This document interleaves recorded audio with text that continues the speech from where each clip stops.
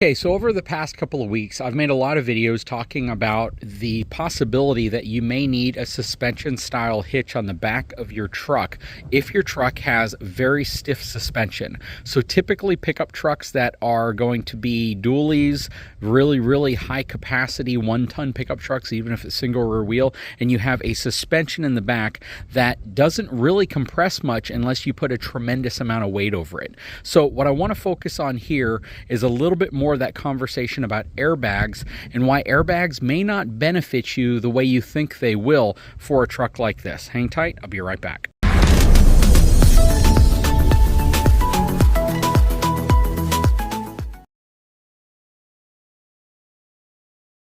Okay, so for a lot of folks, I feel when they think of airbags, they automatically think about an accessory that is designed to add comfort to their vehicle while at the same time leveling their vehicle out. And there is some truth to that, but let's take a look at your traditional leaf-sprung suspension on a truck like this and see why airbags might not be the thing you need if you're looking for a smoother ride.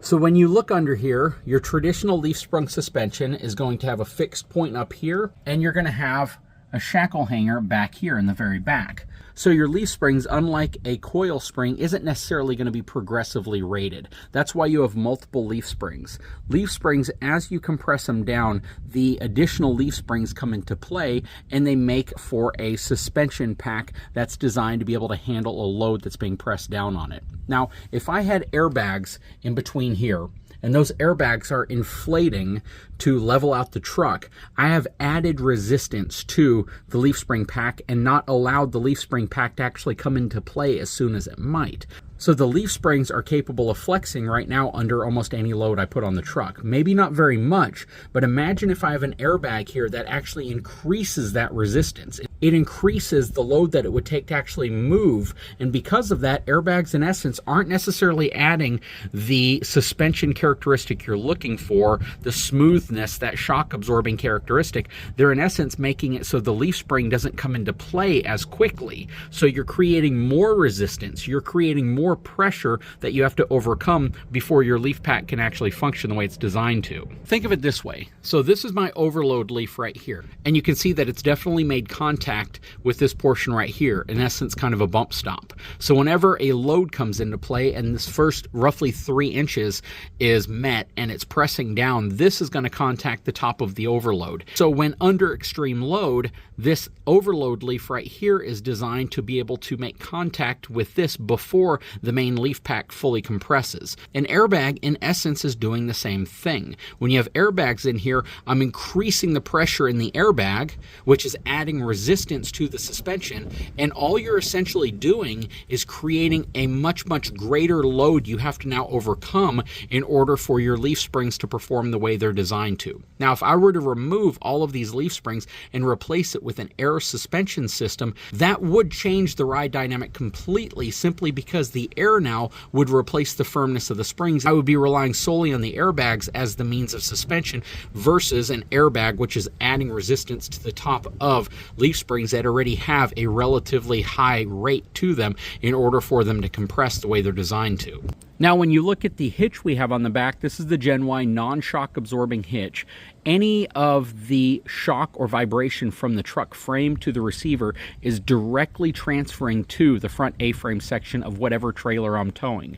If I am towing a trailer that has a lot of load over that A-frame and it doesn't have an incredibly robust structure, aka most travel trailers, you can see how the shock load is going to move directly into the trailer, and it's going to rely on the suspension of the trailer in order for it to prevent any type of road damage or any type of shock and vibration from occurring. In a truck like this with incredibly stiff suspension, that shock load can be pretty dang great, and it can transfer a lot of that directly to the front A-frame of your trailer.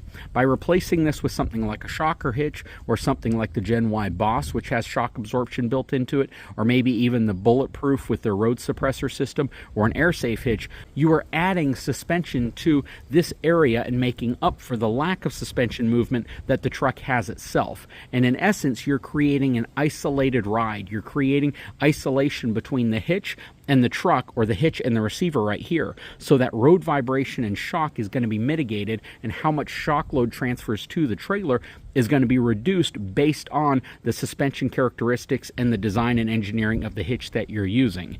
Air hitches tend to provide the most shock damping. They're going to give you the greatest amount of shock mitigation from the truck to the trailer, but torsion and other technologies with rubber bushings, things like that, are also going to be pretty effective because they can at least take the harshest of those shocks out, and depending on how long you've had the hitch and how much it's worn in, can reduce shock transfer from the truck to the trailer significantly.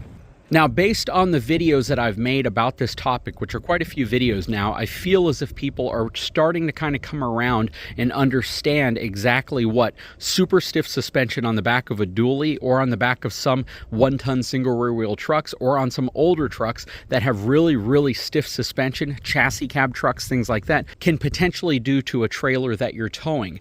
If you watched these videos and you ended up upgrading your hitch to one with shock absorption capability built into it, let me know in the comment section how you feel the change has been. If you can notice it, if you feel the ride smoother, if you feel things aren't as jostled inside of your RV or your trailer after you're done towing. I'd love to know. I'd love to get real world feedback from folks who have made the transition from a static style hitch to a suspension style hitch, and if it's really helped. If you are just adding airbags, just keep in mind, airbags are not weight distribution. Airbags will not distribute weight to the front of your vehicle. All they're going to do is level out the load, and in many cases it can actually make your ride stiffer. Even though people think because it's an airbag it's not going to make it stiffer, the reality is, again, you're limiting the amount of travel your suspension has, and you're actually increasing that tension, and that's something that could actually work negatively against a smooth ride. I'm not saying not to get them, but get them if you need them. If you have a lighter duty truck, half-ton truck, maybe 3/4-ton truck, and you add airbags, it might improve your ride only because it is now giving you the capability of reducing some of that movement and giving you a bit of a smoother ride versus a bouncy ride. So there are all sorts of different pros and cons to different accessories, but in the case of what we're talking about here, a suspension hitch might be what you need if you see that you possibly could be damaging the frame of your RV, or things are breaking loose inside of your RV, and you want to mitigate the harshness of a dually or really, really stiff suspension from transferring to your trailer. Anyways, guys, I sure hope you've enjoyed these videos on this topic. I definitely know that this is a topic a lot of people are kind of coming around to, and hopefully it makes sense. Not telling you that too big of a truck is a bad thing, but telling you if you are getting too big of a truck for towing and payload purposes, you might want to look at a suspension characteristic added to your hitch to prevent that rough shock from that stiff suspension in that heavy duty truck from transferring and possibly damaging your RV or trailer. Guys, if you haven't had a chance, please take a moment, drop a comment below. Again, talk to me about your experiences. I'd love to know. And subscribe to the channel, and we'll talk to you again very soon.